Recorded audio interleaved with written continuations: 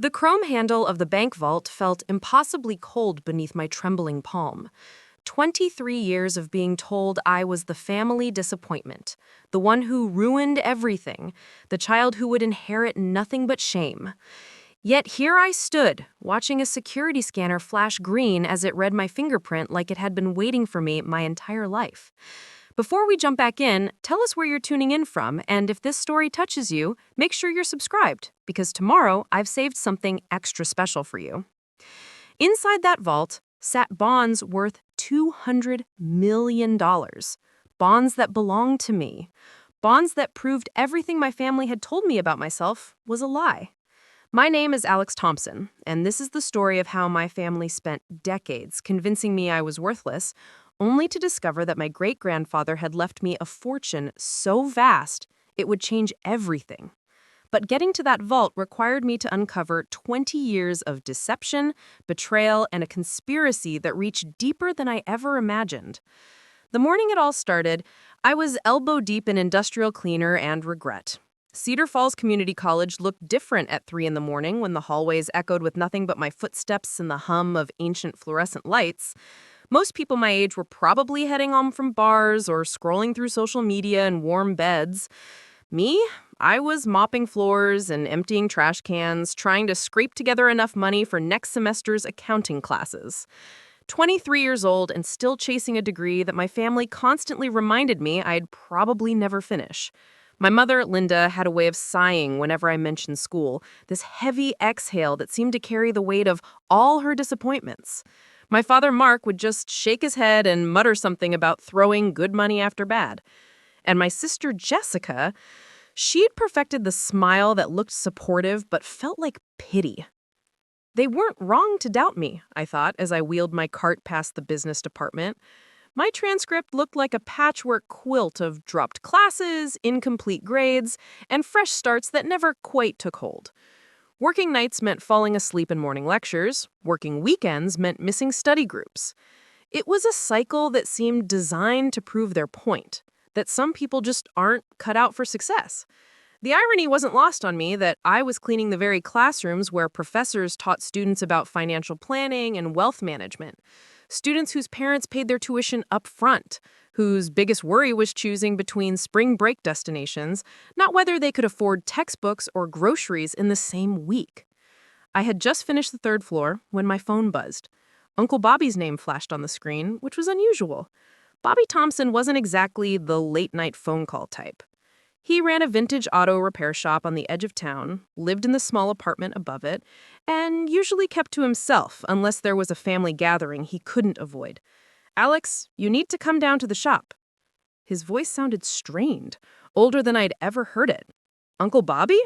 It's 3 in the morning. Is everything okay?" "Just come down here, kid. There's something we need to talk about. Something about your great-grandfather." Great-grandfather Eddie had been dead for 15 years. The family rarely mentioned him except in hushed tones about how he'd lost the family diner through bad investments and poor decisions. According to family lore, Eddie Thompson had been a dreamer who reached too high and left everyone else to clean up his mess. The diner that had supported 3 generations of Thompsons had closed its doors for good when I was 8. Another reminder of how pursuing impossible dreams led to real-world consequences. I finished my shift in a daze, my mind spinning with questions. Bobby lived 20 minutes from the college, in the industrial part of town where auto shops and warehouses lined streets that hadn't seen a fresh coat of paint in decades. His shop, Thompson Classic Restorations, occupied a converted garage that probably had been there since the 50s. I'd always loved visiting as a kid. The smell of motor oil and metal polish, the soft jazz playing from an old radio, the careful way Bobby would explain how each piece of an engine worked together. The shop's lights were on when I pulled up, casting long rectangles of yellow across the cracked asphalt. Bobby met me at the side door, and I could immediately tell something was different.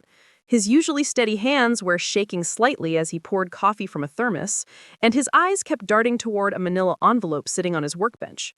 "Sit down, Alex." He gestured toward a folding chair beside a partially disassembled Mustang. "What I'm about to tell you is going to change everything you think you know about this family." I sat, accepting the coffee, even though my stomach was already churning with anxiety. Is this about great-grandfather Eddie? About the diner? Bobby let out a bitter laugh.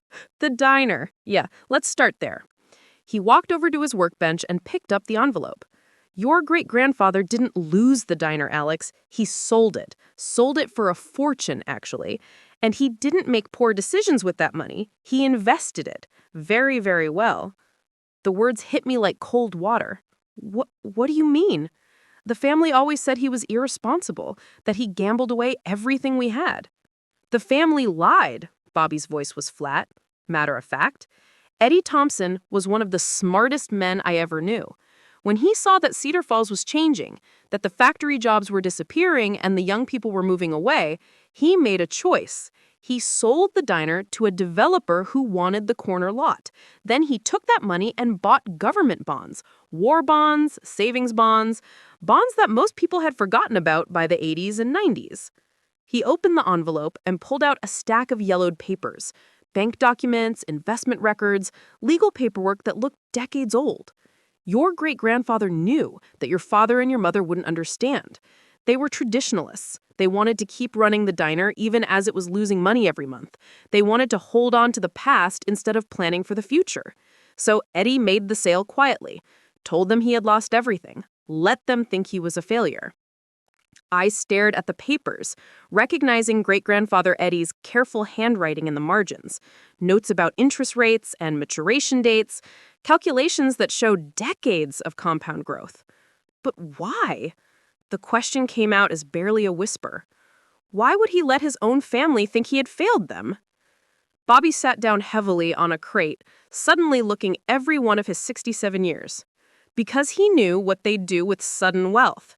Your father would have spent it trying to keep the diner alive, pouring good money after a dying business. Your mother would have wanted to buy a bigger house, newer cars, all the things that look impressive but don't build lasting security. And Jessica, he shook his head. Even as a kid, Jessica had expensive tastes and no understanding of limits. So what happened to the money? It grew and grew and kept growing. Bobby pulled out another document, this one more recent. Eddie set up a trust, very specific terms. The money couldn't be touched until certain conditions were met.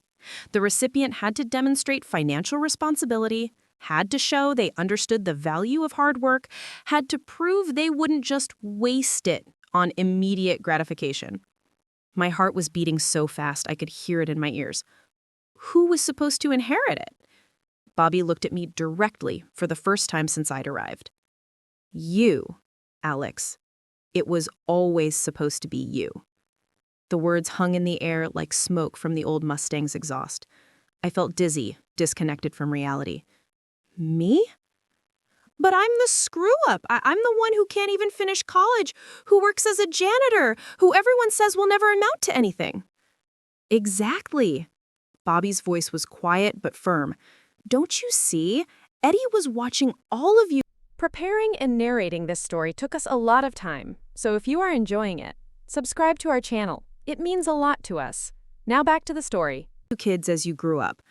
Jessica was always the golden child, getting whatever she wanted, never having to work for anything. Your parents made sure she had the best of everything, sent her to private school, paid for her college outright, handed her a job at your father's accounting firm the day she graduated. That much was true. Jessica had sailed through life on a cushion of family support and parental pride. She'd graduated from Ohio State with a business degree, moved back to Cedar Falls, and stepped into a comfortable position at Dad's firm. She drove a new car, lived in a renovated downtown loft, and posted Instagram photos from weekend trips to Chicago and Detroit. But you, Bobby continued, you've been working since you were 14. Bagging groceries, washing dishes, doing lawn care, cleaning offices. You've been paying your own way through school, taking loans, working nights. Eddie saw that. He saw someone who understood the value of $1 because you'd had to earn every single one. I thought about all those late nights, all those early mornings, all the times I'd fallen asleep in class because I'd been working until dawn. I thought about eating ramen noodles for dinner while Jessica posted pictures of her restaurant meals. I thought about my parents' disappointed sighs and their constant suggestions that maybe college wasn't for everyone. How much are we talking about? I asked, though I wasn't sure I wanted to know the answer. Bobby was quiet for a long moment. The last statement I saw was from 6 months ago. The trust had grown to just over $200 million. The number hit me like a physical blow. $200 million. I couldn't even wrap my mind around what that looked like. I made $12 an hour mopping floors and emptying trash cans. At that rate, working 40 hours a week, it would take me almost a century to earn that much money. And that was before taxes, before living expenses, before the basic cost of existing in the world. 200 million, I repeated, testing how the words felt in my mouth. They tasted impossible. Government bonds, mostly. The kind that compound over decades. Eddie bought them when interest rates were high and just let them sit. Some of them won't fully mature for another 10 years, but the trust allows for early access under the right circumstances. What circumstances? Bobby stood up and walked over to a filing cabinet. He pulled out another envelope, this one sealed with red wax. Your great-grandfather left specific instructions. On your 25th birthday, or upon demonstration of financial responsibility and completion of higher education, whichever came first, you were to be informed of the inheritance. There was one more condition. He handed me the sealed envelope. My name was written on the front in Eddie's distinctive script. But there was something else. A small notation in the corner. First National Bank, Safety Deposit Box 247. Eddie set up a safety deposit box at First National. Inside that deposit box is a smaller safe with a biometric lock. Your fingerprint, Alex. It's keyed to your fingerprint. I stared at the envelope, my hands shaking. How is that possible? I was 8 when he died. Biometric technology wasn't even common then. Your great-grandfather was ahead of his time in a lot of ways. He had contacts in the tech industry, people who owed him favors. The summer before he died, he took you to what you thought was just a doctor's appointment. Remember? You complained about having to get your finger pricked for blood tests. The memory came flooding back. I'd been 8 or 9, and great-grandfather Eddie had driven me to an office building in Columbus. I remember the finger prick, the way the technician had pressed my thumb against a scanner, the strange machines that beeped and hummed. Eddie had told me it was just a routine health check, the kind all kids needed. He was having your biometric data recorded and encrypted. The safe in that deposit box will only open for you, Alex. Only you. I stared at the envelope, my hands shaking. How was that possible? I was 8 when he died. Biometric technology wasn't even common then. Your great-grandfather was ahead of his time in a lot of ways. He had contacts in the tech industry, people who owed him favors. The summer before he died, he took you to what you thought was just a doctor's appointment. Remember? You complained about having to get your finger pricked for blood tests. The memory came flooding back. I'd been 8 or 9, and great-grandfather Eddie had driven me to an office building in Columbus. I remembered the finger prick, the way the technician had pressed my thumb against a scanner, the strange machines that beeped and hummed. Eddie had told me it was just a routine health check, the kind all kids needed. He was having your biometric data recorded and encrypted. The safe in that deposit box will only open for you, Alex. Only you. I stared at the envelope, then back at Bobby. Why are you telling me this now? Why not wait until my 25th birthday? Bobby's expression grew serious. Because your parents found out. Somehow, they discovered that Eddie had left money behind. Not the full amount, not the details, but enough to know there was an inheritance they hadn't been told about. They've been asking questions, making calls, trying to figure out how to get access to it. A chill ran down my spine. Do they know about me? About the conditions? I think they suspect. Your mother called me last week asking about Eddie's old papers, whether he'd left anything in storage here at the shop. Your father's been making inquiries at the bank. And Jessica, Bobby paused, his jaw tightening. Jessica hired a private investigator to look into Eddie's financial records. The room felt like it was spinning. Everything I thought I knew about my family, about my place in it, about my own worth was crumbling around me. For 23 years, I'd been the disappointment, the burden, the child who required more effort and delivered fewer rewards. Now I was learning that my great-grandfather had seen something in me that no one else had bothered to look for. What do I do now? I asked, though I wasn't sure I wanted to know the answer. Bobby was quiet for a long moment. From what I've seen of their behavior lately, they're not going to take it well.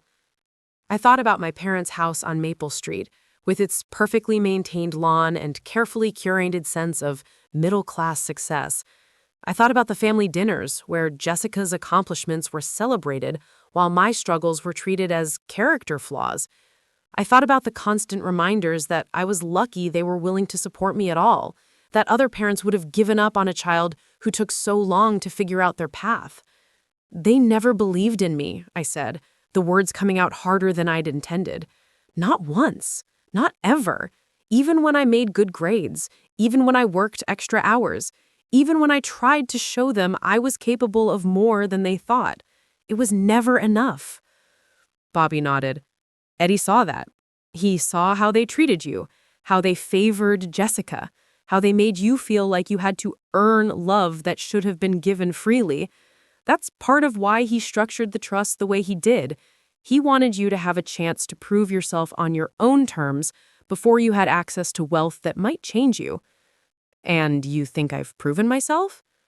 Alex, you've been proving yourself for years. You just didn't know anyone was paying attention. I sat in Bobby's shop until dawn, reading through Eddie's papers, trying to understand the scope of what was about to happen. The bonds were housed in accounts at 3 different banks, managed by a trust company in Cleveland, with backup documentation stored in safety deposit boxes in Ohio, Michigan, and Pennsylvania. Eddie hadn't just left me money. He'd created a financial fortress designed to protect the inheritance from anyone who might try to claim it inappropriately. There were letters, too. Notes Eddie had written but never sent. Observations about the family dynamics he'd watched play out over the years. One paragraph made me stop breathing entirely. Alex reminds me of myself at that age. Hungry for knowledge, willing to work, frustrated by people who mistake quiet determination for lack of ambition. The boy has something his parents don't recognize: the ability to delay gratification in service of a larger goal. That's the rarest kind of wisdom, and it can't be taught. It either exists or it doesn't. In Alex, it exists. By the time Bobby and I left for the bank, I felt like I was walking in a dream. The morning air in Cedar Falls carried the smell of autumn leaves and factory smoke, the same combination that had defined my childhood. But everything looked different now. The small houses and neat lawns, the modest storefronts and aging infrastructure, all of it seemed smaller somehow, like I was seeing it from a great height. First National Bank of Cedar Falls occupied a brick building that probably looked impressive when it was built in the 1960s. Now it seemed tired, its windows reflecting the gray Ohio sky like closed eyes. Bobby and I walked through the front doors at exactly 9 o'clock, and I approached the customer service desk with sweaty palms and a racing heart. I need to access a safety deposit box. Box number 247. She typed something into her computer, frowned slightly, then looked up at me with renewed interest. Mr. Thompson? Alex Thompson? That's right. I'll need to get the manager. Please have a seat. Bobby and I sat in vinyl chairs that squeaked every time we moved. The bank's lobby was quiet except for the hum of fluorescent lights and the distant sound of tellers counting cash. I watched other customers come and go, normal people conducting normal business, unaware that the young man in work boots and a community college sweatshirt was about to access a fortune that would dwarf most of their annual salaries. When the manager appeared, he was younger than I'd expected, maybe 35, with the kind of earnest demeanor that suggested he took his responsibilities seriously. Mr. Thompson? I'm David Chen, the branch manager. I understand you're here about box 247? He led us through a secure door and into the vault area where safety deposit boxes lined the walls in neat rows. Box 247 was larger than I'd expected, almost the size of a small filing cabinet drawer. The manager inserted his key, then gestured for me to insert mine. Mr. Thompson, I should mention that this box has been under some unusual circumstances. We've had several inquiries about it recently. People claiming to be family members, asking about access protocols. My stomach clenched. What kind of inquiries? A woman claiming to be your sister called last week.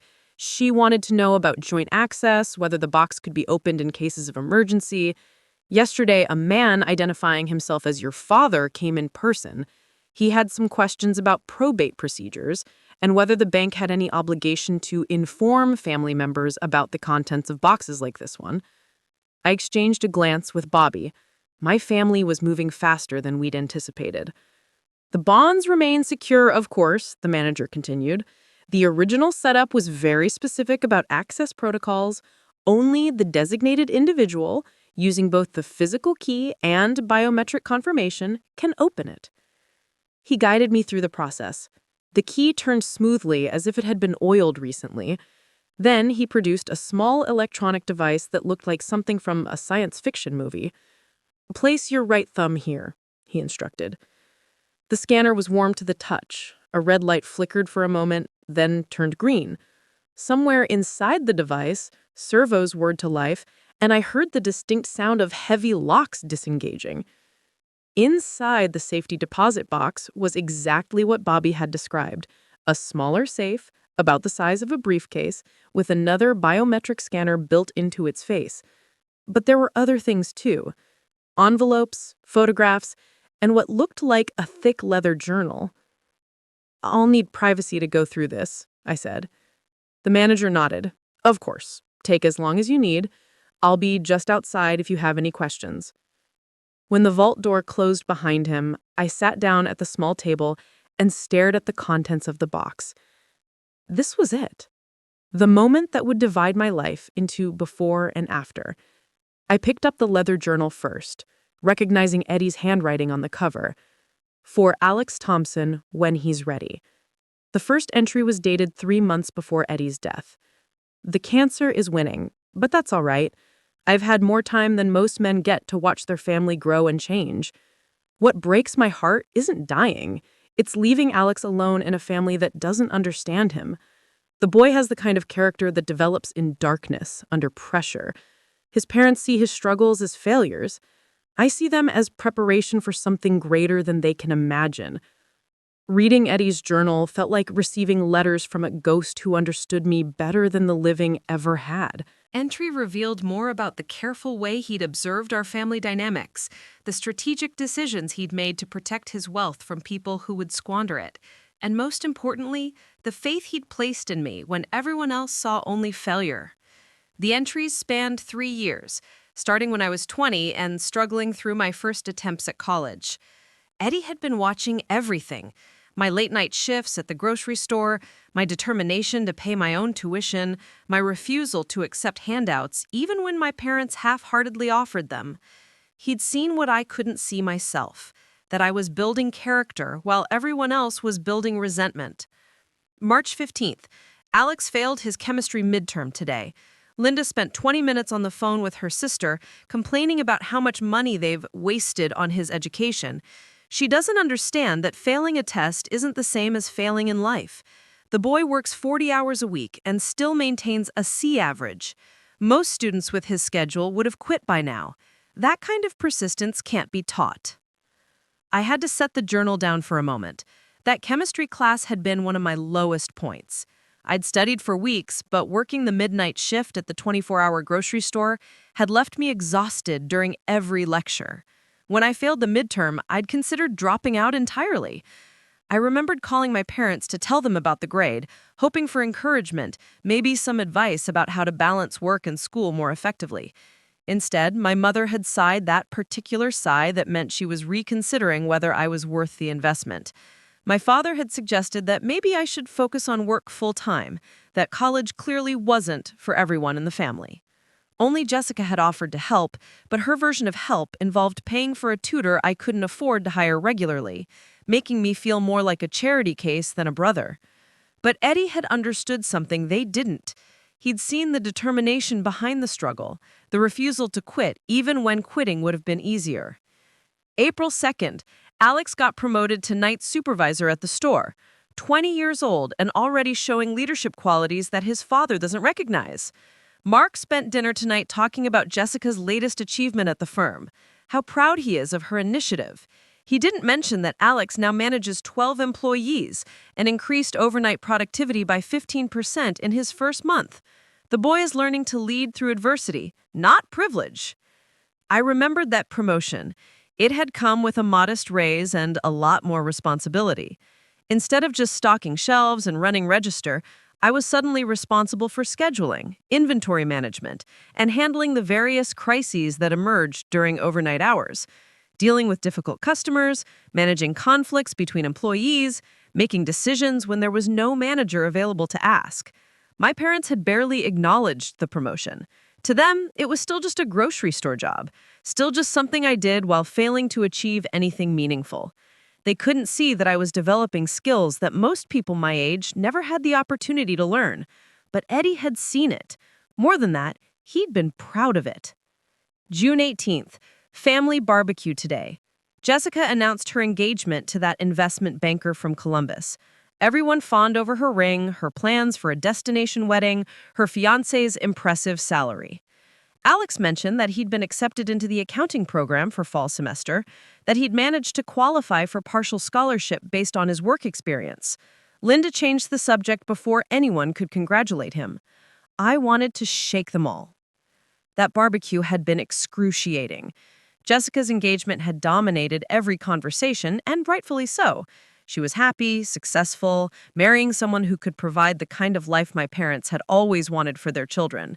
But when I'd tried to share my own good news about finally getting into the program I'd been working toward for 2 years, it had been treated like a minor footnote to Jessica's major life event. I'd spent that entire evening feeling invisible, wondering why my achievements always seemed so small in comparison to hers. I'd gone home early, claiming I had to work the next morning, and spent the drive questioning whether I was deluding myself about my own potential. Eddie's journal revealed that he'd noticed my early departure, had understood exactly why I'd left. More than that, he'd been angry on my behalf. July 4th, Alex didn't come to the family gathering today. Mark made some comment about him being antisocial, preferring work to family time. They don't realize he's working double shifts to pay for fall classes because he refused to ask them for additional money after Linda's comments about wasted investments. The boy has more pride and integrity than the rest of them combined. He's also developing the kind of financial discipline that will serve him well when he inherits what I'm leaving behind. I had to set the journal down for a moment. That chemistry class had been one of my lowest points. I'd studied for weeks, but working the midnight shift at the 24-hour grocery store had left me exhausted during every lecture. When I failed the midterm, I'd considered dropping out entirely. I remembered calling my parents to tell them about the grade, hoping for encouragement, maybe some advice about how to balance work and school more effectively. Instead, my mother had sighed that particular sigh that meant she was reconsidering whether I was worth the investment. My father had suggested that maybe I should focus on work full-time, that college clearly wasn't for everyone in the family. Only Jessica had offered to help, but her version of help involved paying for a tutor I couldn't afford to hire regularly, making me feel more like a charity case than a brother. But Eddie had understood something they didn't. He'd seen the determination behind the struggle, the refusal to quit even when quitting would have been easier. September 12th, saw Linda at the grocery store where Alex works. Instead of being proud that customers and employees obviously respect him, she seemed embarrassed. She kept the interaction brief, didn't introduce him to the neighbor she was with. Later, I heard her tell someone at church that Alex was still figuring himself out when they asked about his plans. Still figuring himself out? The boy is 21 years old, working full-time, going to school full-time, and managing both better than most people manage one or the other. That encounter had been particularly painful. I'd been restocking the produce section when my mother had walked in with Mrs. Henderson from down the street. I'd approached to say hello, genuinely happy to see her during my workday. But instead of the warm interaction I'd hoped for, she seemed uncomfortable, almost ashamed. The conversation was stilted, brief, and I'd walked away feeling like she saw my job as something to be endured, rather than respected. October 30th. Alex made dean's list this semester, a 3.7 GPA while working nights and weekends. Jessica graduated summa cum laude from Ohio State, but she didn't work a single day during college.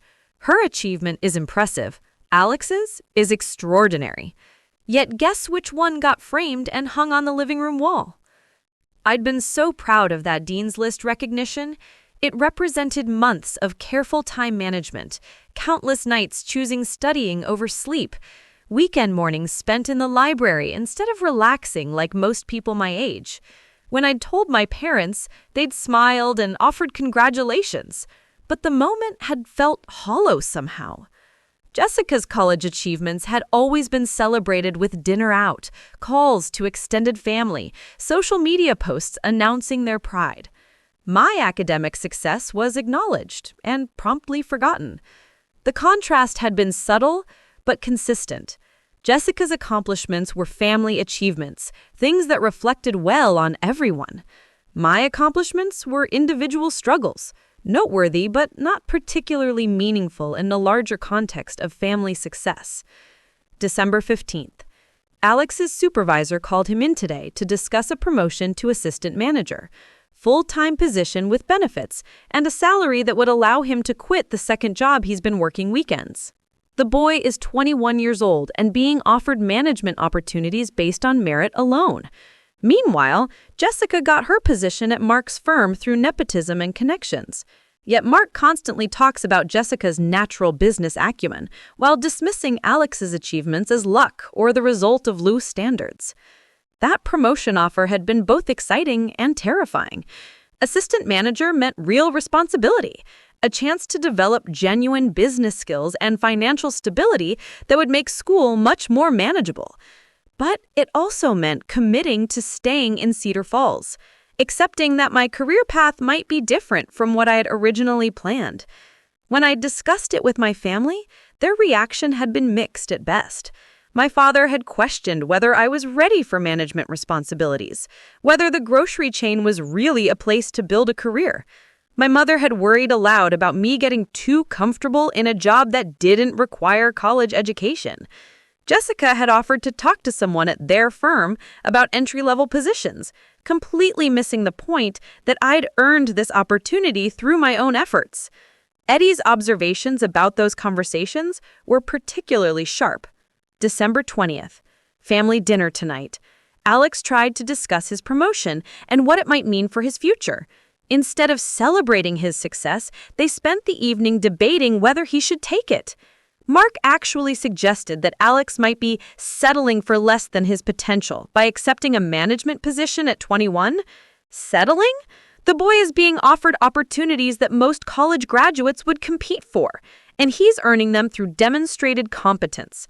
Their inability to recognize his achievements is becoming criminal. The journal entries from Eddie's final months were increasingly focused on the inheritance he was planning. He'd spent considerable time researching trust structures, meeting with lawyers and financial advisors, designing a system that would protect the money from family members who might try to claim it inappropriately. January 8th. Met with the estate attorney today to finalize the trust documents.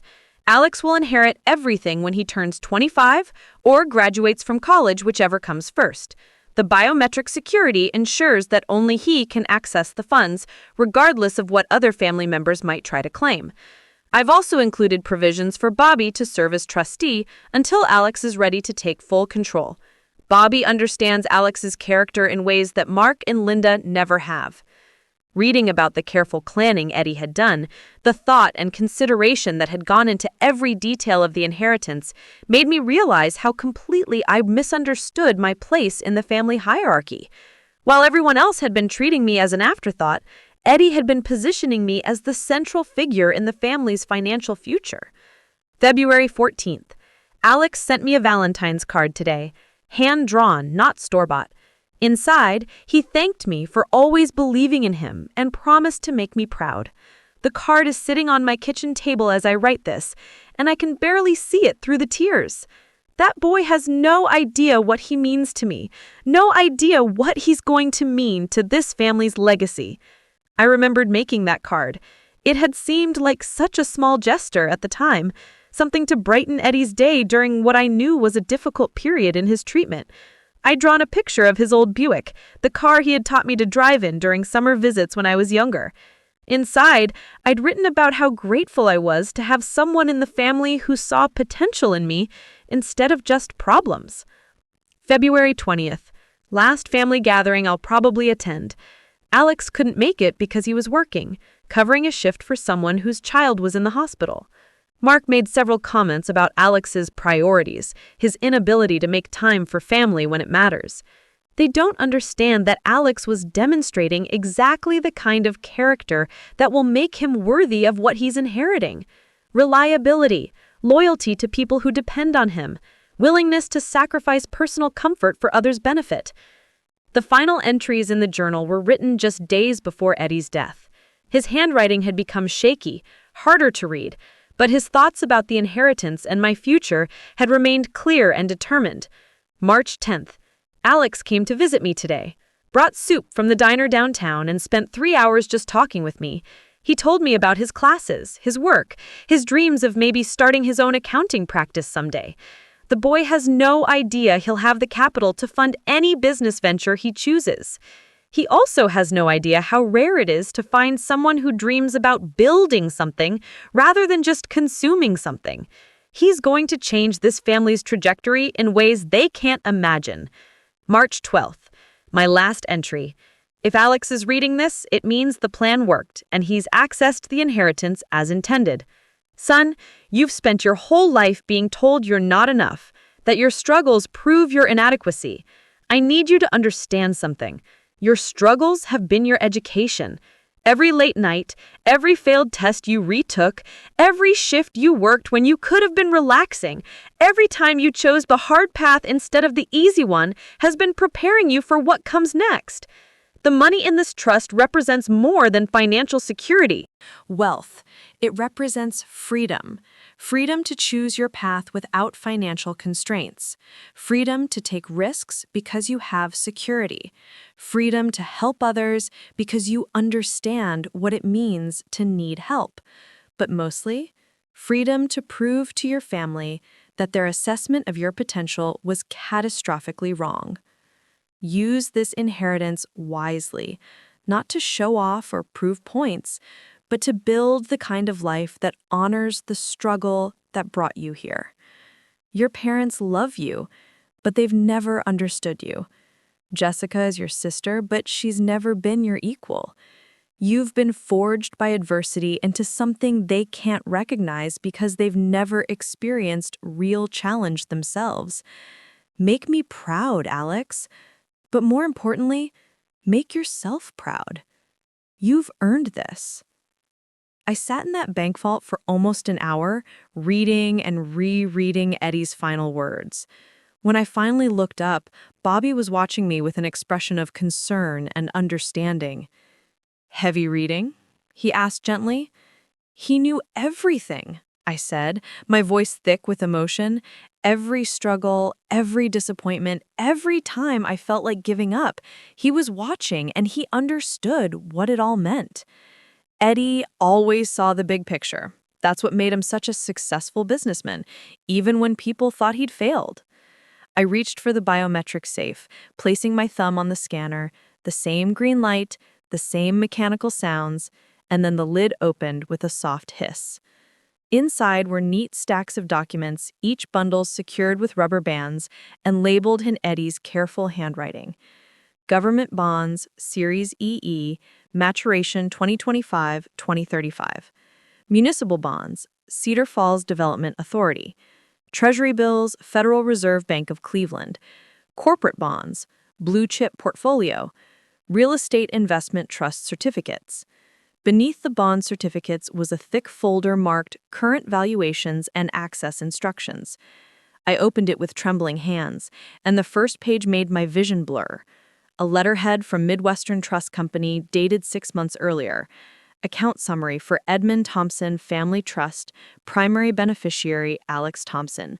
Current value $203,847,592.18.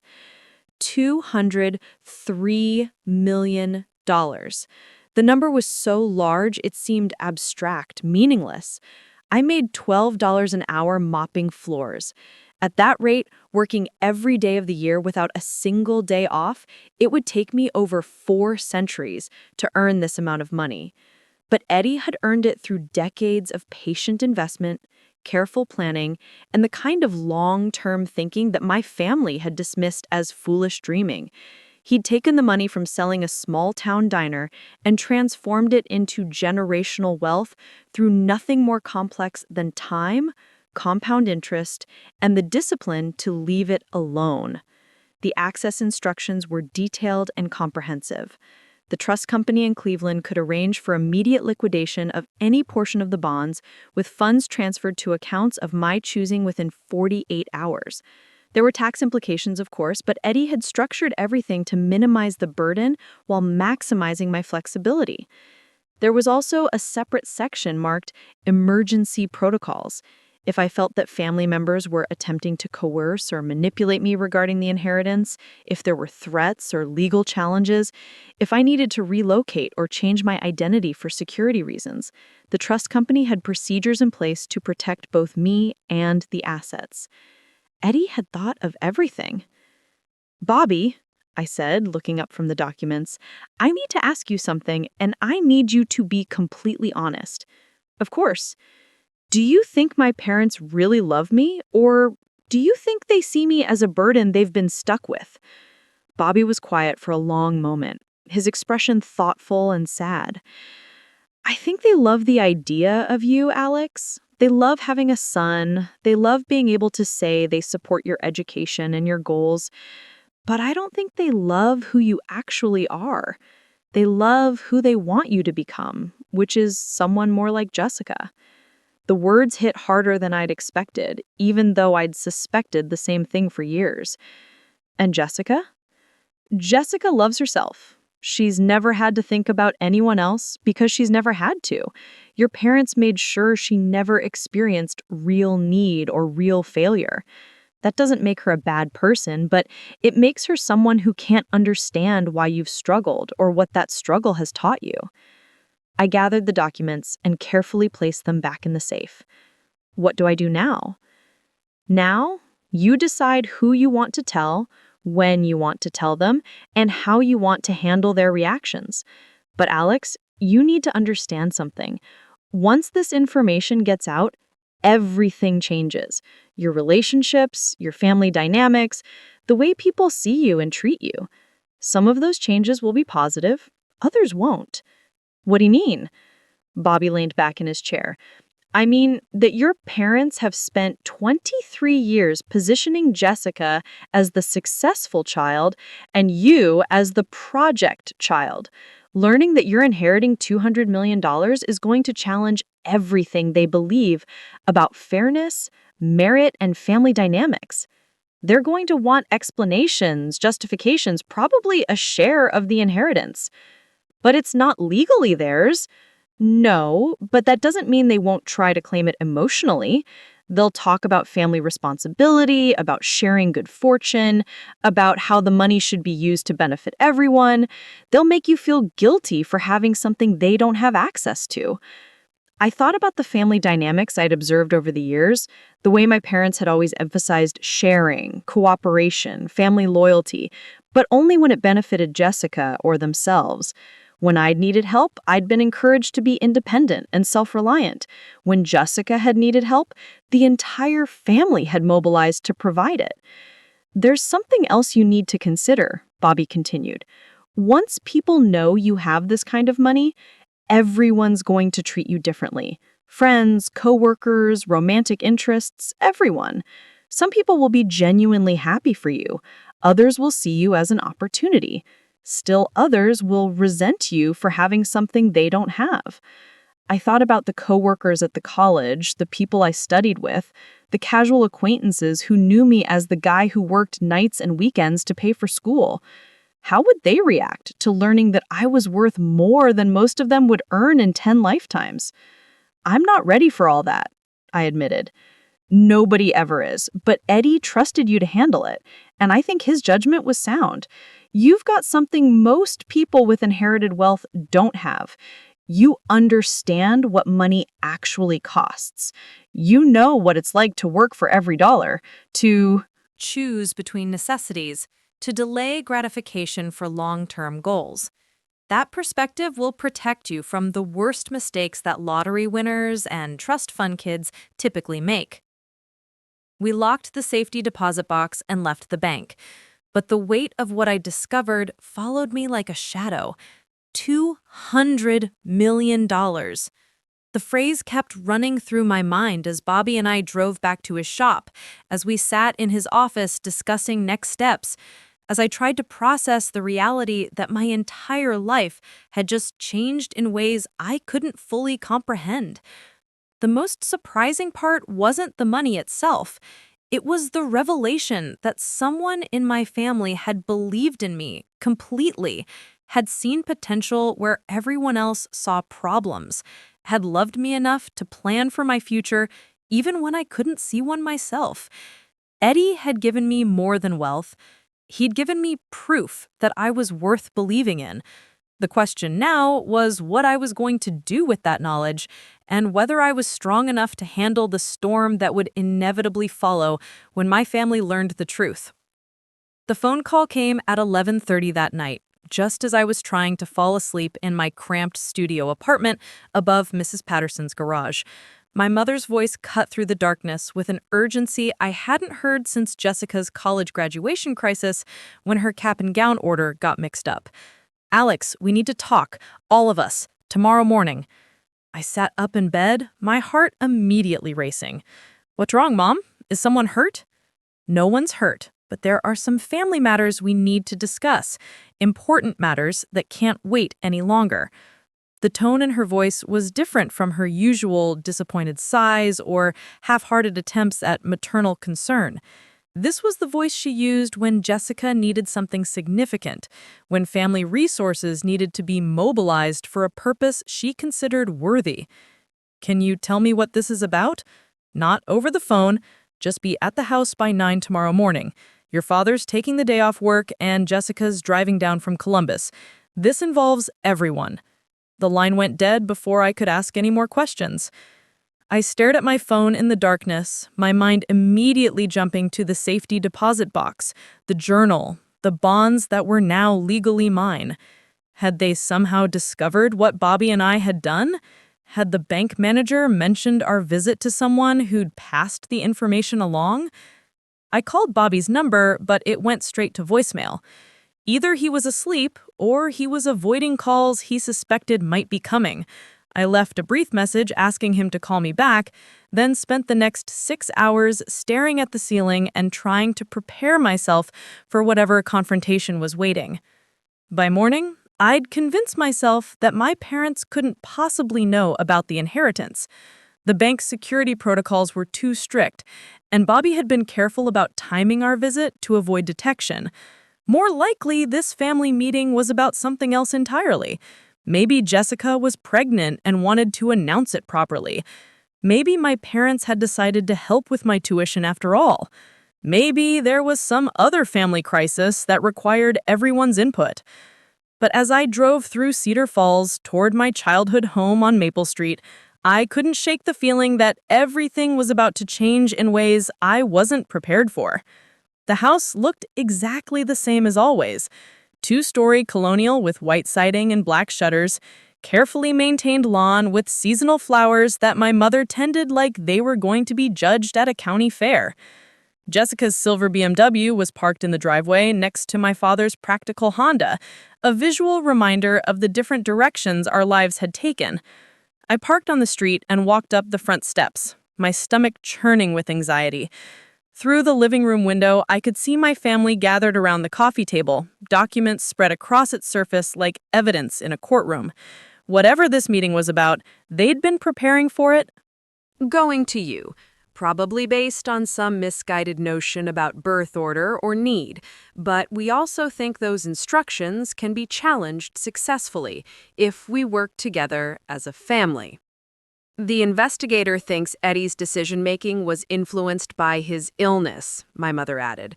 Courts don't look favorably on inheritances that seem to discriminate against certain family members without reasonable justification, especially when those decisions were made by someone who was dealing with terminal cancer and significant medication. My father leaned back, his expression taking on the reasonable, business-like tone he used when he thought he was being generous. Here's what we're proposing, Alex. If you are the beneficiary, we want you to voluntarily agree to split the inheritance 4 ways. Equal shares for you, Jessica, your mother, and me. Fair distribution based on family relationship, not on whatever arbitrary criteria Eddie might have used. And if I don't agree? The temperature in the room seemed to drop several degrees. Jessica's smile became thinner, more calculating. Then we contest the will. We present evidence of Eddie's diminished capacity, the unfair nature of the distribution, and the fact that the inheritance creates unreasonable hardship for the other family members who expected to benefit from his estate. The legal fees would be expensive, my mother said, her voice taking on a tone of concern that felt entirely manufactured. They'd have to come out of the estate itself, which means everyone gets less in the end. Much better to handle this as a family, privately, without involving lawyers and courts. I looked around the room at the 3 people who were supposed to love me unconditionally, who were supposed to want what was best for me regardless of personal cost. Instead, I saw calculating expressions, barely concealed greed, and the kind of cold determination that came from people who believed they deserved something they hadn't earned. "How do you even know there's an inheritance?" I asked. My father exchanged a glance with Jessica before responding. "We've been asking questions for a while now, making inquiries with banks, talking to people who knew Eddie in his final years. The private investigator was able to piece together enough information to confirm that there are significant assets held in trust, probably at First National. We also know that access to those assets requires specific conditions to be met," Jessica added. "Conditions that probably relate to age, education, or some other milestone that Eddie thought was important. Have you talked to anyone at the bank directly?" "We tried, but they won't discuss account details with anyone except the designated beneficiary, which is why we need your cooperation, Alex. If you are the beneficiary, you're the only one who can access information about the full scope of the inheritance." I sat in silence for a moment, processing what they were really asking me to do. They wanted me to access Eddie's inheritance and then voluntarily give away 3/4 of it to people who had spent my entire life treating me as an afterthought. They wanted me to betray the trust of the one person in my family who had truly believed in me, to ignore his carefully planned intentions in favor of what they considered fair. "What if Eddie had good reasons for structuring the inheritance the way he did?" I asked. Jessica's laugh was sharp and dismissive. "What good reasons could there be for cutting out 3/4 of his family, for leaving everything to someone who couldn't even be bothered to visit him regularly in his final years?" The accusation hit like a physical blow. "I visited him every week until he died." "You visited him when it was convenient for you, when you didn't have to work, when you didn't have other commitments." Jessica rearranged her entire schedule to spend time with him. She took vacation days to drive him to doctor appointments. She was the one who held his hand during chemotherapy sessions. I stared at him, momentarily speechless. Jessica had visited Eddie exactly 3 times during his final year, each visit carefully timed to coincide with family gatherings or holidays, when her presence would be noticed and appreciated. I had been the one driving him to medical appointments, sitting with him during treatment, helping him organize his medications and manage his daily routine. But somehow, in the family's collective memory, Jessica had become the devoted great-granddaughter, while I had become the negligent one who only showed up when it was easy.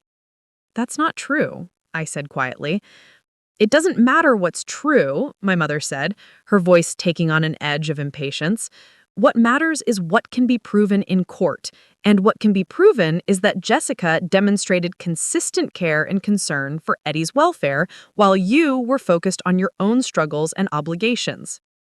"She has documentation," Jessica added, pulling out a folder I hadn't noticed before. Thank you cards Eddie sent after visits, photographs from family events, records of the expenses I covered when he needed help with things. It's all here, Alex, a clear pattern of investment in his well-being that goes far beyond anything you provided. I looked at the folder, realizing that Jessica had been building a case for herself long before they'd discovered the inheritance. She'd been collecting evidence of her devotion, creating a paper trail that would support her claim to Eddie's affection and therefore his wealth. The calculating nature of it was breathtaking. While I'd been simply trying to spend time with an elderly family member I cared about, Jessica had been positioning herself as the most deserving heir, collecting proof of her worthiness like evidence for a trial she knew was coming. Here's what we think happened, my father said, settling back into his reasonable businessman persona. Eddie was old, sick, and not thinking clearly about the long-term implications of his decisions. He probably left everything to you because you were struggling financially, because he felt sorry for you, because he wanted to help someone he saw as needy. But that kind of thinking doesn't account for family dynamics. It doesn't consider how unfair it would be for Jessica, who has been responsible and successful, but who might also benefit from additional financial security. It doesn't think about your father and me and how this inheritance could help us provide better support for both of our children. Jessica leaned forward, her expression earnest and persuasive. Alex, think about what you could do with your share of the inheritance. Finish school without working, start a career without debt, maybe even start your own business someday. 25% of a large inheritance would still be life-changing money for you. But keeping 100% would be selfish. It would damage family relationships permanently. It would create resentment and division that could Never be repaired. Is that what you want? My mother asked, her voice taking on the wounded tone she used when she wanted to make me feel guilty. To be the family member who chose money over relationships? To be the person who benefited from an old man's confused generosity while leaving everyone else with nothing? I looked around the room at the three people who are supposed to love me most in the world and realized that their love had always been conditional on my willingness to accept less than I deserved. They loved me when I was struggling, when I needed their help, when I posed no threat to their position in the family hierarchy. But the moment I had something they wanted, the moment I might be successful in a way that didn't require their approval or assistance, that love evaporated into demands and manipulation. What if I need time to think about this? I asked. Time to think about what? Jessica's voice sharpened. About whether you're going to do the right thing for your family? About whether you're going to honor the relationships that have supported you your entire life? My mother added. About whether you're going to make a decision you can live with? My father said, his tone carrying an unmistakable threat. I stood up, suddenly feeling claustrophobic in the living room where I'd spent countless hours as a child, playing games and watching movies and believing that these people wanted what was best for me. I need to see the actual will before I make any decisions, I said. I need to understand exactly what Eddie intended, not just what you think he intended. We can arrange that, my father said quickly. The probate attorney still has copies of all the documents. We can all go together, get a full explanation of the terms and conditions. Together? As a family, Jessica said, her smile returning, united in our commitment to handling this fairly and responsibly. What they mean, I realized, is that you want to be there when I access the inheritance so you can immediately pressure me to share it. We want to be there to support you, my mother corrected, to help you understand your options and make good decisions. And to make sure you don't make any impulsive choices that you might regret later, my father added. The subtext was clear. They weren't going to let me out of their sight once they knew for certain that I was the beneficiary. They were going to monitor every decision, challenge every choice, and apply constant pressure until I agreed to their demands. I'll think about it, I said, moving toward the front door. Alex, wait! Jessica's voice stopped me at the threshold. There's one more thing you should know. The private investigator found some information about the trust structure that might be relevant. I turned back, dreading whatever revelation was coming next. The inheritance includes provisions for what happens if the beneficiary dies or becomes incapacitated before accessing the funds. In those cases, the money would be distributed to Eddie's other descendants according to a predetermined formula. The implication hung in the air like poison gas. If something happened to me before I could claim the inheritance, they would get the money anyway. It wasn't a direct threat, but it was definitely a reminder that my access to the inheritance was the only thing standing between them and wealth they believed they deserved. I understand, though I understood far more than they probably intended me to. "We love you, Alex," my mother called as I reached for the door handle. "We want what's best for you, but we also want what's fair for everyone." I left without responding, walking to my car in a daze.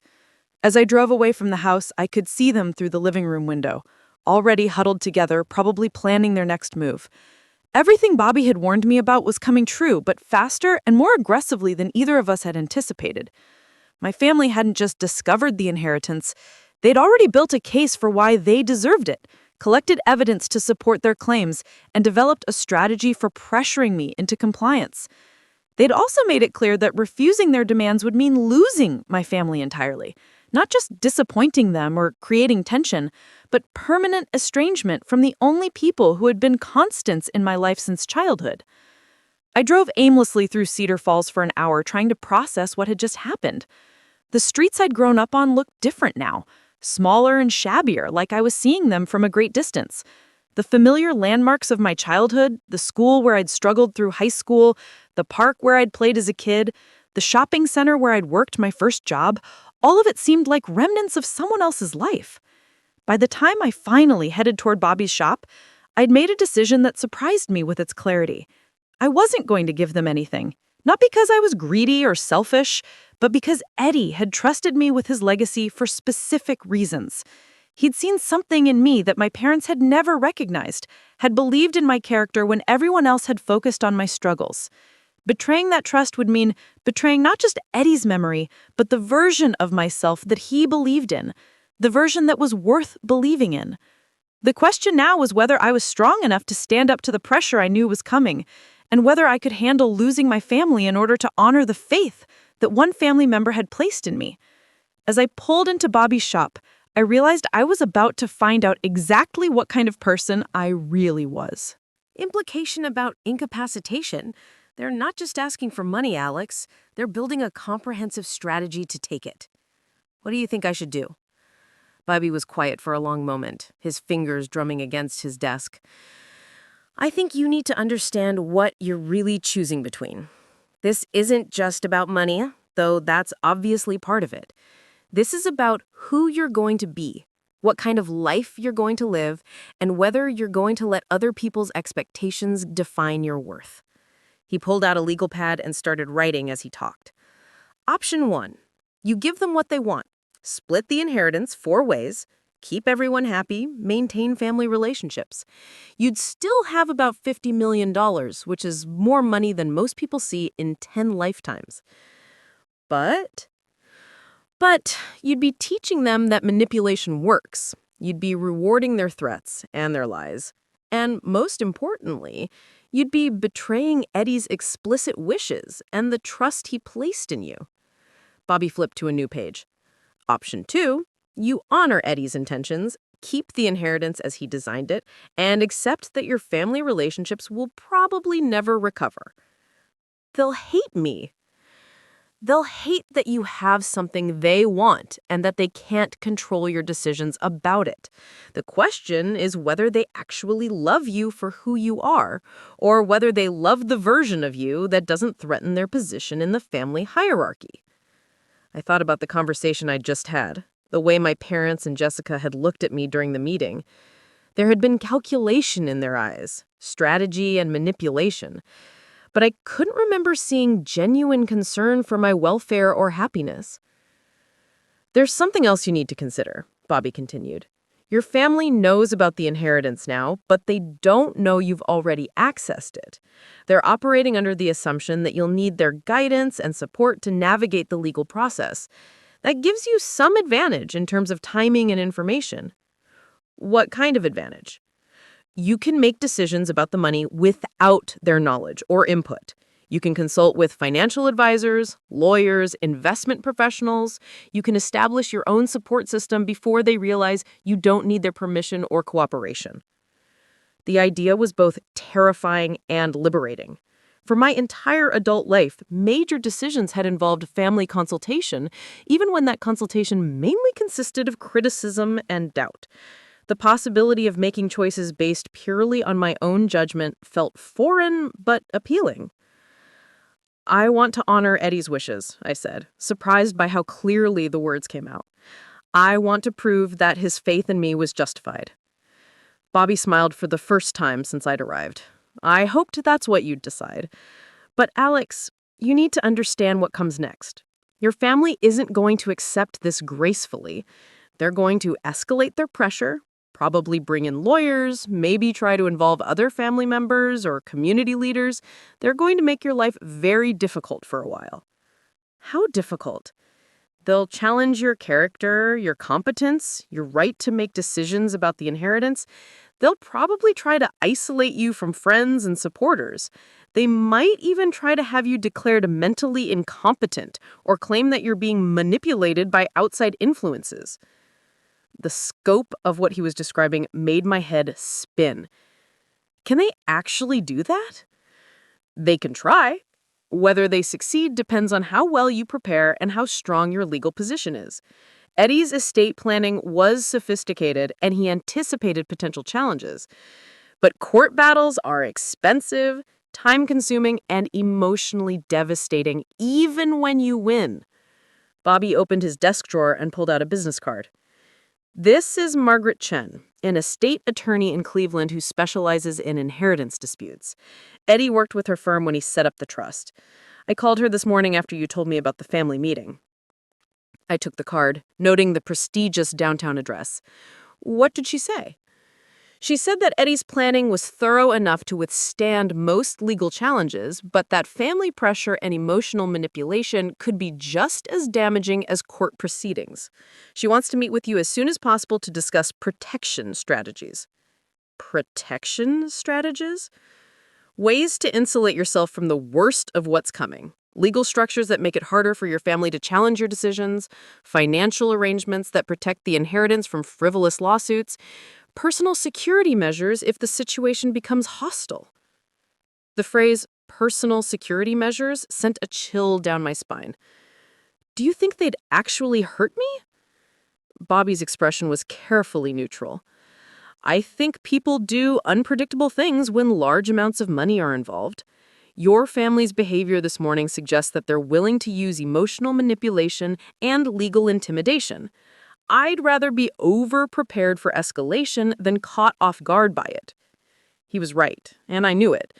The people I'd grown up with, the family members I'd trusted and loved, had revealed themselves to be capable of calculated deception and coordinated pressure. There was no guarantee they'd stop at emotional manipulation if other tactics seemed more effective.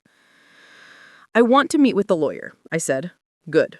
I'll call her office and set up an appointment for this afternoon. But Alex, there's something else we need to discuss first. Bobby's tone shifted, becoming more serious than I'd ever heard him. Your family is going to want to meet with you again soon, probably within the next day or two. They're going to pressure you for a decision about accessing the inheritance. What are you going to tell them? I'd been dreading this question. I don't know. I can't tell them I've already accessed it without revealing how much I know about Eddie's planning. But I also can't keep pretending to consider their proposal when I've already decided against it. Here's what I think you should do, Bobby said, leaning forward. Tell them you need time to research the legal implications before making any commitments. Tell them you want to meet with the probate attorney independently, without family pressure, to understand all your options. Won't that make them suspicious? It might, but it will also buy you time to get proper legal advice and financial planning in place. And it positions you as someone who's taking the inheritance seriously, which might reduce their ability to claim you're being reckless or impulsive. The plan made sense, but it also felt like I was declaring war on my own family. Once I started consulting lawyers and making independent decisions, there would be no going back to the relationships we'd had before. Bobby, can I ask you something personal? Of course. Do you think Eddie would be proud of the decision I'm making? Or do you think he would have wanted me to find some way to compromise with the family? Bobby was quiet for a long moment, his expression thoughtful and sad. I think Eddie would be proud that you're strong enough to honor his wishes, even when it's difficult. But Alex, I also think he would be heartbroken about what this is doing to the family relationships he cared about. He cared about the family even though he saw how they treated me? He loved all of you, even when he disagreed with your parents' choices or Jessica's behavior. That's part of what made his decision so difficult. He could have structured the inheritance to include everyone, could have found ways to provide for the whole family. But he believed that giving unearned wealth to people who hadn't developed financial discipline would ultimately hurt them more than help them. Bobby stood up and walked to the window that overlooked the shop floor. Eddie saw what happened to lottery winners, to trust fund kids, to people who inherit money without understanding its value. He'd watched families destroy themselves fighting over inheritances, seen children turn against parents and siblings turn against each other when large amounts of money were involved. So he decided to give it all to the one person who might handle it responsibly? He decided to give it to the one person who had already proven they could handle adversity, delay gratification, and work toward long-term goals even when immediate rewards weren't guaranteed. He saw those qualities in you, Alex, even when you couldn't see them in yourself. The weight of that responsibility settled on my shoulders like a heavy coat. Eddie hadn't just left me money, he'd left me the burden of proving that his assessment of my character was correct. What if I mess this up? What if I make terrible decisions with the inheritance and prove that my family was right to doubt me? Bobby turned from the window, his expression kind but firm. Then you'll learn from those mistakes and make better decisions going forward. That's what people with character do, Alex. They don't avoid making mistakes. They learn from them and use that knowledge to become better. But with this much money, mistakes could be catastrophic, which is why Eddie included safeguards in the trust structure. You can't lose everything overnight, can't make impulsive decisions that would devastate the inheritance. He built in protections that will force you to be deliberate and thoughtful about major financial choices. Bobby returned to his desk and pulled out another folder I hadn't noticed before. There's something else Eddie left for you. Something I was supposed to give you after you'd accessed the inheritance and made your decision about how to handle family pressure. He handed me an envelope marked, "For Alex, after the storm." Inside was a single sheet of paper with Eddie's handwriting, dated just days before his death. My dear Alex, if you're reading this, it means you've discovered the inheritance and faced the family pressure I knew would follow. I'm sorry for putting you in this position, but I couldn't see any other way to ensure that my life's work would be used wisely and compassionately. By now, you've probably been asked to share the inheritance with family members who believe they deserve it. You may have been threatened, manipulated, or made to feel guilty for honoring my wishes. I want you to know that whatever decision you make, I'm proud of the man you've become. But I also want you to understand why I structured the inheritance the way I did. Your parents are good people who love you, but they've never understood the difference between supporting someone and enabling them. They've spent Jessica's entire life protecting her from consequences, giving her rewards she didn't earn, and teaching her that love means getting what you want without effort. That kind of love is actually a form of cruelty because it prevents people from developing the strength they need to handle real challenges. Jessica has never been tested, never been forced to rely on her own resources, never had to choose between immediate gratification and long-term benefit. Giving her unearned wealth would only reinforce those patterns. You, on the other hand, have been tested constantly. You've been forced to develop resilience, self-reliance, and the ability to delay gratification in service of larger goals. You've learned that real satisfaction comes from earning what you achieve, not from having it handed to you. Use this inheritance wisely, but don't let the responsibility paralyze you. Take risks, make mistakes, learn from both your successes and your failures. Build something meaningful with the resources I'm leaving you, something that will make the world better than you found it. And remember that family isn't defined by shared genetics or common history. Family is defined by mutual respect, unconditional support, and genuine love. If your biological family can't provide those things, create your own family with people who can.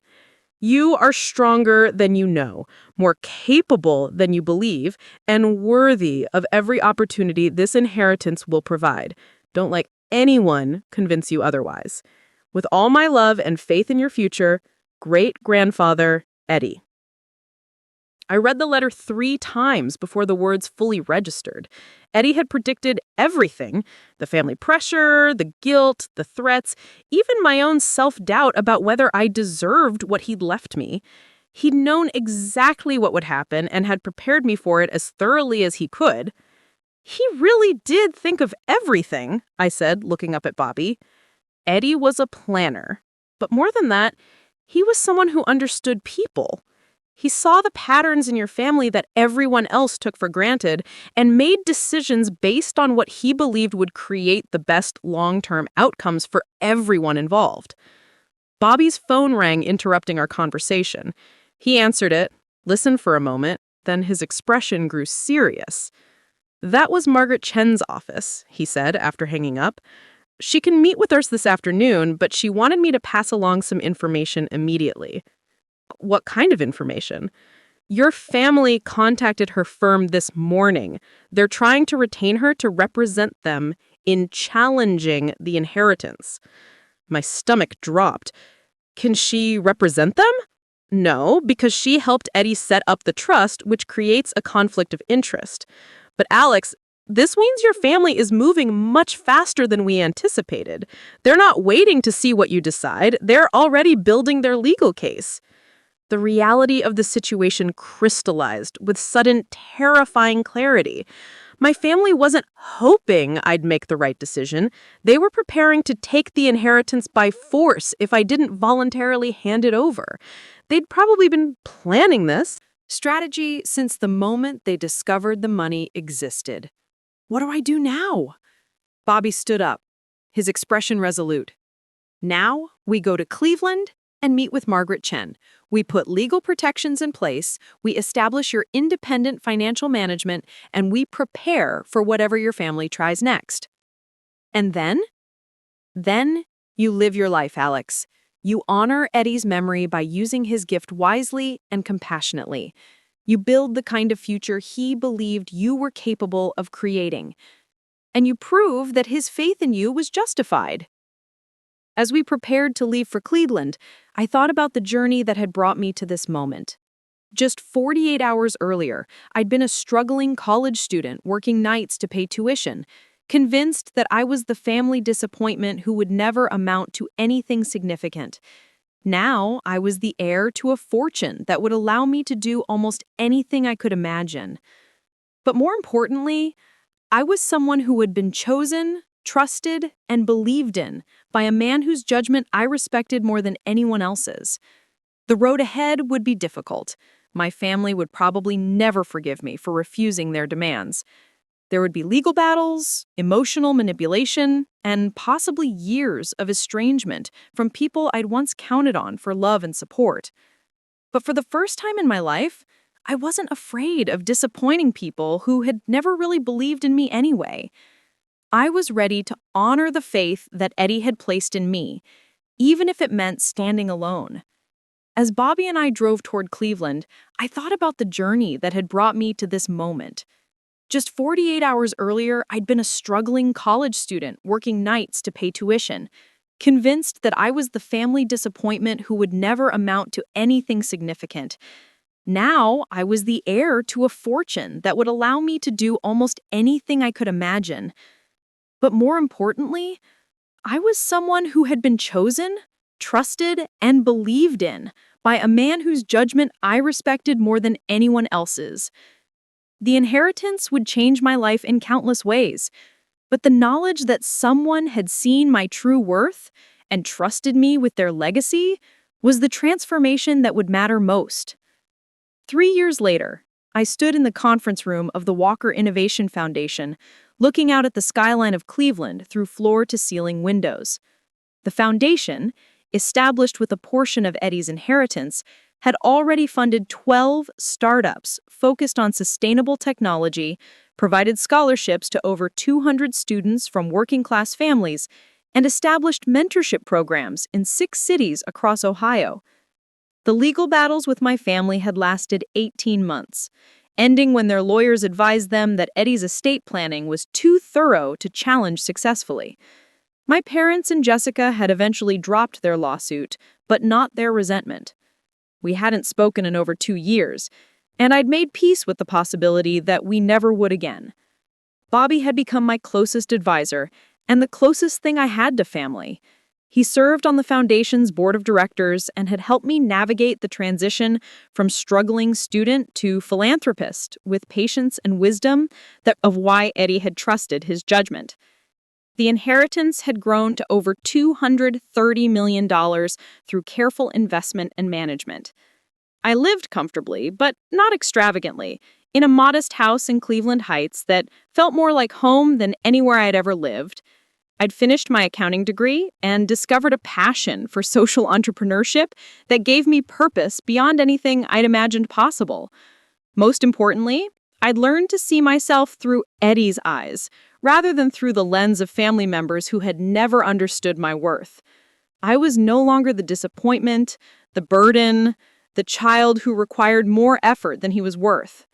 I was someone who had been tested by adversity and found worthy of trust. Someone whose struggles had prepared him for opportunities that most people would never have. The phone on my desk buzzed, interrupting my thoughts. My assistant's voice came through the speaker. "Mr. Thompson, there's a young woman here to see you. She says she's your sister."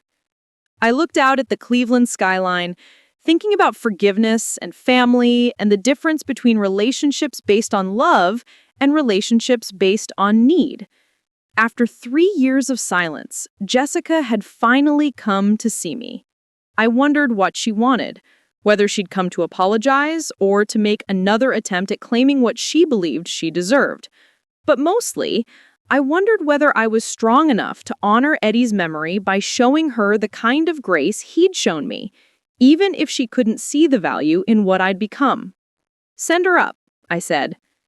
As I waited for the elevator to bring Jessica to my office, I touched the framed photograph on my desk. It showed Eddie and me in his garden, both of us smiling at something just outside the camera's range. Beneath it was the final entry from his journal. "Alex will change this family's trajectory in ways they can't imagine." He'd been right about that, though probably not in the way any of us had expected. I'd changed our family's trajectory by walking away from it, by choosing integrity over acceptance, by proving that sometimes the greatest act of love is refusing to enable the people who claim to love you. Whatever Jessica wanted to discuss, whatever reconciliation or conflict awaited, I was ready. I'd learned that being worthy of trust meant making difficult decisions with grace, honoring commitments even when they were costly, and building something meaningful from the resources you'd been given. Eddie had given me more than money. He'd given me the chance to discover who I really was when I wasn't trying to earn approval from people who had already decided I wasn't worth believing in. That discovery had been worth every difficult choice that followed. Jessica entered my office wearing a navy business suit that probably cost more than I used to make in 3 months. Her blonde hair perfectly styled and her makeup flawless, despite what must have been a long drive from Columbus. She looked around the spacious office with its modern furniture and wall of windows, taking in the success that she never expected me to achieve. "Hello, Alex," she said, her voice carefully controlled but carrying an undertone I couldn't quite identify. "Thank you for agreeing to see me." I gestured toward the seating area by the windows, away from the formal intimidation of my desk. "Please, sit down. Can I get you anything? Coffee? Water?" "Coffee would be nice." She settled into one of the leather chairs, crossing her legs and placing her purse carefully beside her. Everything about her posture screamed nervous energy, barely contained beneath a veneer of professional composure. I buzzed my assistant to request coffee, then took the chair across from Jessica, leaving the coffee table between us like a neutral zone. 3 years of silence stretched between us, filled with lawsuits and angry phone calls and family gatherings I hadn't been invited to attend. "You look good, Alex," she said when the coffee arrived. "Success suits you." "Thank you. You look well, too." I waited, knowing that small talk wasn't why she'd driven 2 hours to see me. Jessica had never been one for social visits, especially not with family members she felt had wronged her. She sipped her coffee, studying me over the rim of her cup. "I suppose you're wondering why I'm here." The thought had crossed my mind. "Mom's sick." The words came out flat, matter of fact, but I caught the slight tremor in her voice. "Breast cancer. Stage 3. They caught it 6 months ago." The news hit me like a physical blow. Despite everything that had happened between us, Linda Thompson had been many things to me over the years, most of them complicated and painful. But she was still the woman who had raised me, who had bandaged my scraped knees and helped with homework and attended school concerts, even when she clearly had other places she'd rather be. "I'm sorry to hear that," I said, and meant it. "How is she doing? What's the prognosis?" "The doctors are optimistic. She's responding well to chemotherapy, and the tumor has shrunk significantly. But the treatment is expensive, and insurance doesn't cover everything." Jessica set down her coffee cup and looked directly at me for the first time since entering the office. "That's part of why I'm here." I felt my chest tighten. "Jessica, if you came here to ask for money—" "I didn't." She held up a hand, stopping my protest. "I mean, that's not the main reason I'm here, though I won't lie and say the thought didn't cross my mind. Do you know what it's like, Alex, watching your mother struggle with cancer while knowing that your brother has more money than he could spend in 10 lifetimes?" The accusations stung, but I kept my voice level. "Do you know what it's like watching your family hire lawyers to try to steal an inheritance that was never theirs to begin with?" Jessica flinched, as if I'd slapped her. "We thought—" "You thought what? That Eddie was senile? That he didn't know what he was doing when he chose to leave his money to someone who had actually earned it?" "We thought it wasn't fair." Her voice rose slightly, passion breaking through her careful control. "We thought you were being selfish, keeping everything while the rest of the family got nothing." "And what do you think now?" Jessica was quiet for a long moment, staring out at the Cleveland skyline. When she spoke again, her voice was softer, more thoughtful. "I think I understand better why Eddie made the choices he did."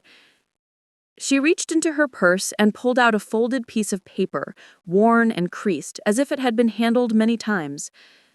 "I found this when I was helping Mom organize her medical paperwork. It was in a box of old documents she'd saved from Eddie's house after he died."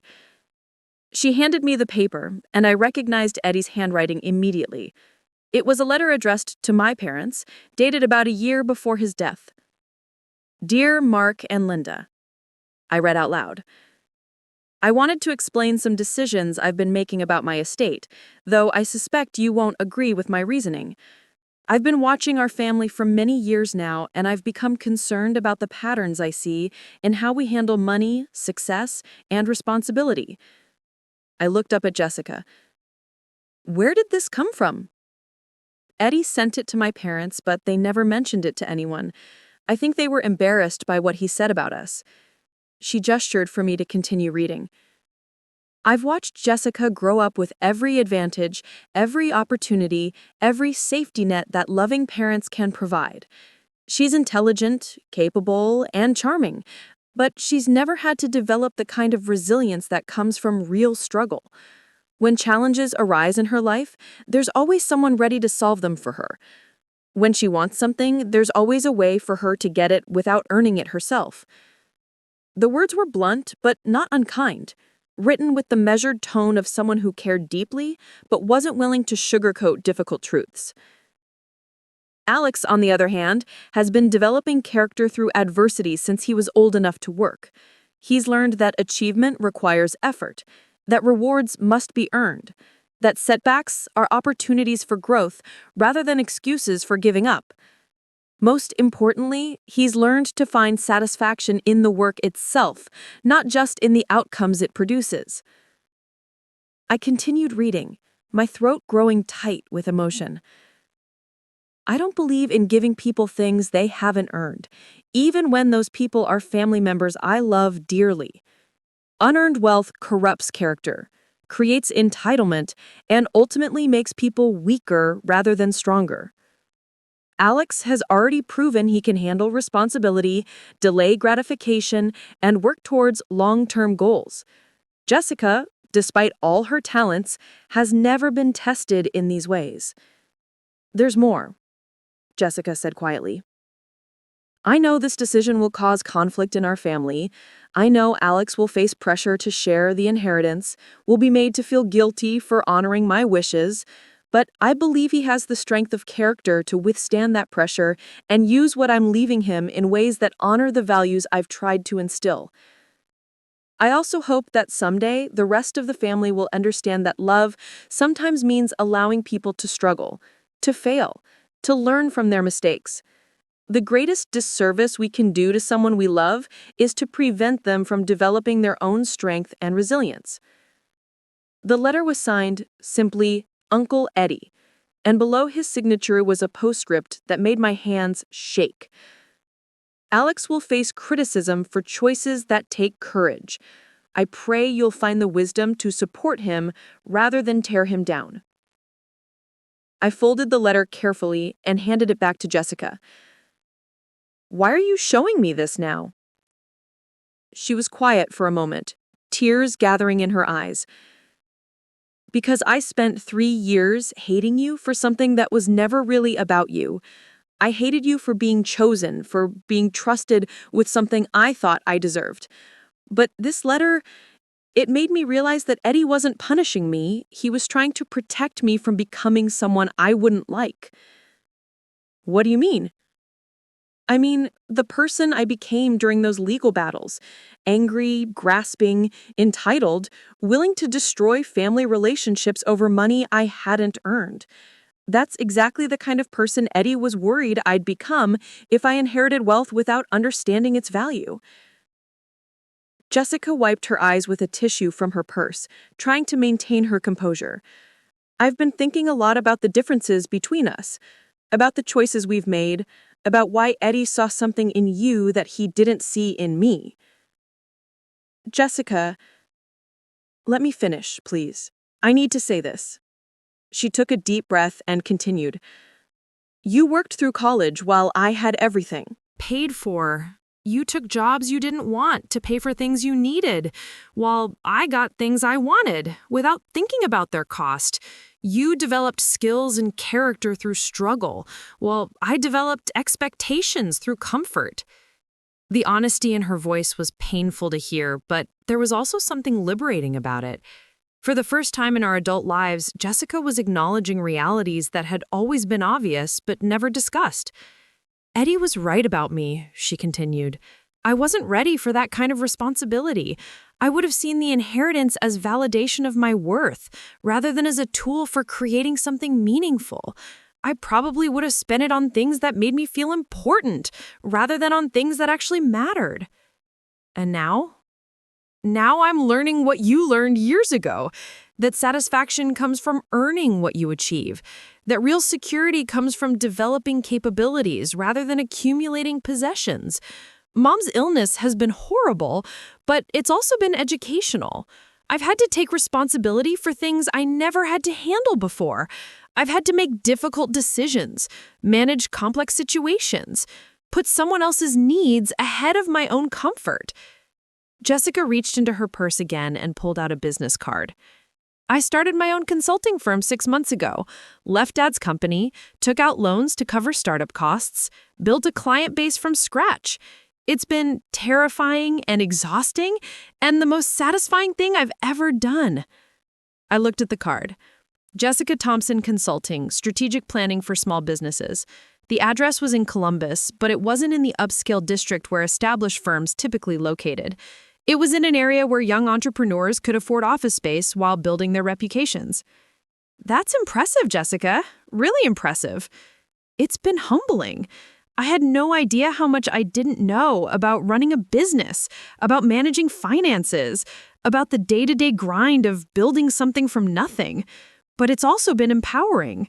Every client I land, every problem I solve, every milestone I reach belongs to me in a way that nothing in my previous life ever did. She looked around my office again, but this time her expression was different. Instead of envy or resentment, I saw something that looked like respect. I understand now why Eddie chose you. Not because he loved you more than the rest of us, but because he trusted you to use what he was giving you responsibly. And from what I can see, his trust was justified. I followed her gaze to the wall where I had hung framed photographs from various foundation events. Students receiving scholarships, entrepreneurs launching businesses with foundation support, community leaders celebrating successful programs we'd funded. Each image represented lives changed through careful stewardship of Eddie's gift. I've tried to honor his intentions, I said simply. You've done more than that. You've proven that character matters more than comfort, that struggle can be preparation rather than punishment, that being chosen for something means accepting responsibility rather than claiming privilege. Jessica stood up and walked to the window, looking out at the city below. I came here today for several reasons. To apologize for the legal battles, for the things we said during the worst of our conflicts, to tell you about Mom's illness, because you deserve to know, regardless of our relationship status, and to ask for your forgiveness, not because I think I deserve it, but because I've learned that carrying anger and resentment hurts the person carrying them more than the person they're directed toward. I forgave you a long time ago, Jessica. I forgave all of you. That doesn't mean I was willing to be manipulated or pressured into giving up what Eddie entrusted to me, but it does mean I never stopped loving you, even when I couldn't be around you. She turned from the window, tears streaming down her face. I missed you, Alex. I missed having a brother. I missed the person who used to help me with homework and cover for me when I broke Mom's rules and listen to my problems without judging me for having them. I missed you too. Is there any chance? She stopped, wiping her eyes again. Would you be willing to try rebuilding some kind of relationship? Not going back to the way things were, because that wasn't healthy for either of us, but maybe finding a new way to be siblings. I thought about Eddie's letter, about forgiveness and family, and the difference between enabling destructive behavior and supporting genuine growth. Jessica had done something that took real courage. She'd examined her own character, acknowledged her shortcomings, and taken steps to address them. That wasn't the same person who had demanded equal shares of an inheritance she hadn't earned. I'd like that, I said, but I need you to understand that the person I've become isn't going to compromise his values to keep peace in the family. I won't apologize for honoring Eddie's wishes, and I won't pretend that the inheritance should have been distributed differently. I wouldn't want you to. Those values are part of what made Eddie trust you, and they're part of what I've learned to respect about you. Jessica returned to her chair, her posture more relaxed than it had been since she had arrived. There's one more thing I wanted to discuss, about Mom. The medical expenses? Partly, but also about her relationship with you. She's been carrying a lot of guilt about how things went down with the inheritance, about the things she said and did during the legal battles. She's been afraid to reach out because she doesn't think you'll forgive her.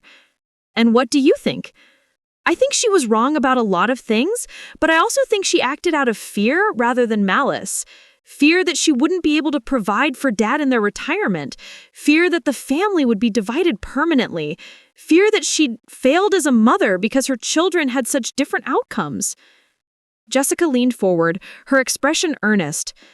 I'm not asking you to forget what happened or pretend it didn't hurt, but I am asking you to consider that she's learned some of the same lessons I've learned, that facing mortality has a way of clarifying what really matters. What are you suggesting? I'm suggesting that maybe it's time for our family to try healing instead of holding grudges, that maybe we've all learned enough from our mistakes to try building something better than what we had before. I thought about the conversation I'd had with Bobby just that morning, about the balance between forgiveness and boundaries, about the difference between reconnecting with family and sacrificing principles for the sake of peace. I'm willing to try, I said finally, but it has to be based on honesty and mutual respect. No more manipulation, no more guilt trips about how I should be using the inheritance, no more attempts to rewrite history to make everyone feel better about their choices. Agreed. And Jessica, if at any point the relationship becomes toxic or harmful, I'll step back again. I've learned that protecting my own well-being isn't selfish. It's necessary. I understand. And Alex, I want you to know that I'm proud of what you've built here.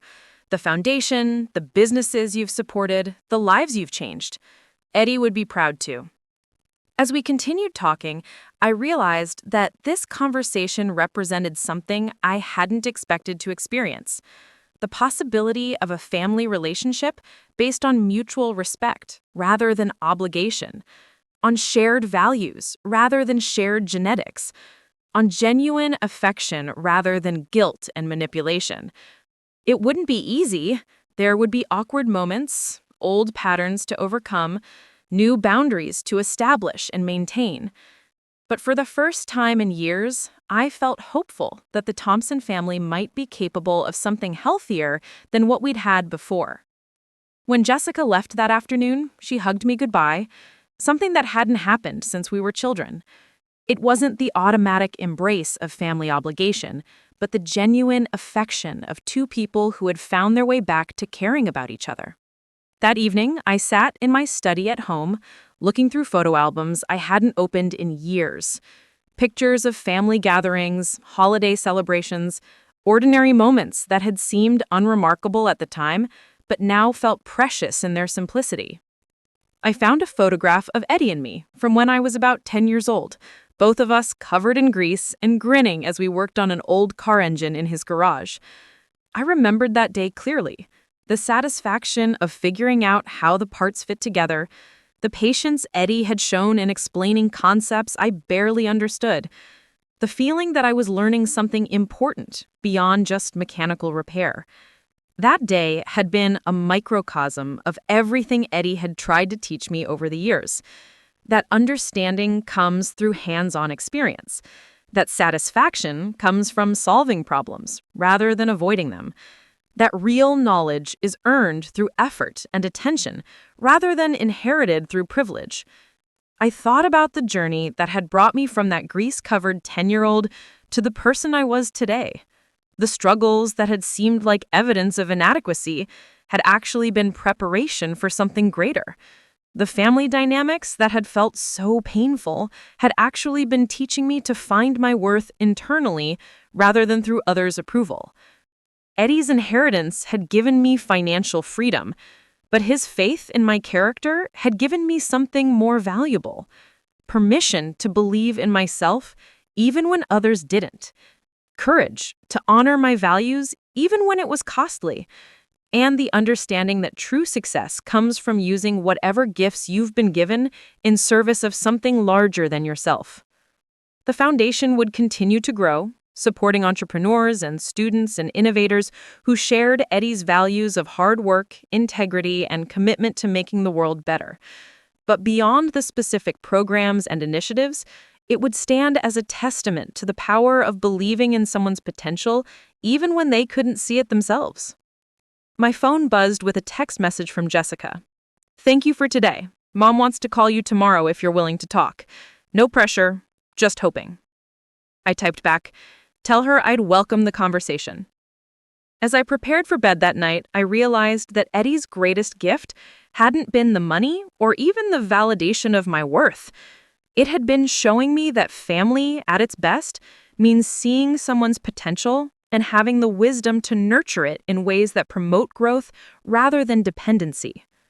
The inheritance had changed my life in countless ways, but learning to see myself as someone worthy of that kind of faith and investment had been the transformation that mattered most.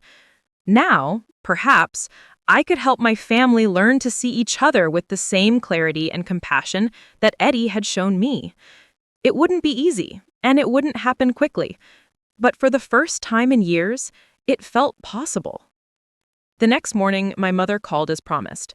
Her voice was weaker than I remembered, affected by the chemotherapy treatments, but there was something in her tone that I hadn't heard in decades. Genuine humility mixed with unmistakable love. "Alex," she said, "I have some things I need to say to you, and I hope you'll let me say them without interrupting." "I'm listening, Mom." "I was wrong about so many things. About what you were capable of, about what you deserved, about what Eddie saw in you that I was too blind to recognize. I spent your entire childhood comparing you to Jessica instead of appreciating who you were as an individual. I confused struggle with failure and forgot that some of the strongest people I know became strong precisely because they had to overcome obstacles." Her voice caught, and I could hear her taking a shaky breath before continuing. "I'm proud of you, son. Proud of your integrity, proud of your success, proud of the man you've become, despite having parents who didn't give you the support and encouragement you deserved. Eddie was right to trust you with his legacy, and I should have supported his decision instead of fighting it." "Mom, please let me finish. I I know I don't deserve forgiveness, and I'm not asking for it because I think I've earned it. I'm asking for it because I love you, because I want the chance to be a better mother in whatever time I have left, and because I've learned that holding on to anger and resentment hurts everyone involved. The conversation that followed was the most honest we'd ever had. She told me about her fears during my childhood, her worry that I would struggle throughout life, her misguided attempts to protect me by lowering expectations rather than helping me develop confidence. I told her about the loneliness I'd felt as a child who never seemed good enough, the self-doubt that had persisted well into adulthood, the relief I'd experienced when Eddie's inheritance finally validated my worth. We both cried. We both apologized. And we both committed to building something better than what we'd had before. The healing wasn't instant or complete. There were awkward phone calls, difficult conversations, moments when old patterns threatened to reassert themselves. But slowly, carefully, we began to construct a family relationship based on acceptance rather than expectations, support rather than judgment, love rather than obligation. My father took longer to come around, his pride wounded by the realization that his assessment of my potential had been so completely wrong. But eventually, he too reached out, and we began the delicate work of rebuilding trust and respect. 2 years later, I stood beside my mother's hospital bed as she recovered from her final cancer treatment. The doctors had declared her officially in remission, and the relief in her eyes was matched only by the gratitude. "I keep thinking about what would have happened if I hadn't gotten sick," she said, her voice still weak but filled with determination. "If I hadn't been forced to confront my own mortality, my own mistakes, I might never have reached out to you. I might have died estranged from my own son because I was too proud to admit I'd been wrong." "But you did reach out," I said, squeezing her hand. "That's what matters." "Eddie knew," she said with a small smile. "He knew that sometimes people need time to understand what really matters. He trusted that eventually we'd all figure out what he'd been trying to teach us." Looking back now, I can see that Eddie's inheritance was never really about money. It was about faith, character, the difference between earning something and deserving something. It was about learning to see potential where others saw problems, strength where others saw weakness, preparation where others saw failure. The financial inheritance gave me the freedom to build something meaningful, but the emotional inheritance gave me the foundation to build it on. Eddie had seen something in me that I couldn't see in myself, believed in qualities that had been dismissed or overlooked by everyone else, trusted me with a legacy that represented his life's work and values. That trust had demanded everything of me: courage to stand alone when necessary, wisdom to use resources responsibly, strength to maintain my principles under pressure, and ultimately, grace to forgive family members who had lost their way but found their way back. Eddie's fingerprint scanner had been programmed to recognize only me, But his real legacy was teaching me to recognize myself as someone worthy of trust, respect, and love. That recognition had been worth more than all the bonds and all the safety deposit boxes in the world. The Thompson family would never be perfect, but we'd learn to be honest. We'd learn to support each other's growth rather than enable each other's weaknesses. And we'd learn that the strongest families are built on shared genetics or common history, but on shared values and mutual respect. Eddie had given us all a gift, though it had taken years for some of us to understand what it was. He'd given us the chance to become better than we were, to grow beyond our limitations, to love each other well. That chance had been worth every difficult moment that brought us to it. Up next, you've got 2 more standout stories right on your screen. If this one hit the mark, you won't want to pass these up. Just click and check them out.